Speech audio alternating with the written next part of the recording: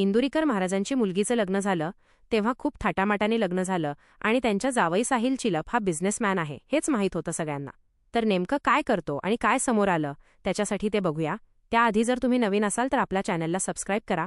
आणि आता इंदुरकर महाराज यांच्या जावईबद्दल जी माहिती समोर आली त्यांनी लोकांना धक्काच बसला. नेमकं कोणती माहिती समोर आली ते बघूया. संपूर्ण ठिकाणी या लग्नाची चर्चा चालू आहे. तर हे लग्न नसून तर खूप मोठा सोहळा होता व त्यामध्ये त्यांचं जवळचं नेमकं काय सत्य समोर आलं ते बघूया. तर हा सोहळा म्हणजे साधारण नव्हे तर सगळं सोशल मीडियावर या लग्नाची चर्चा आहे.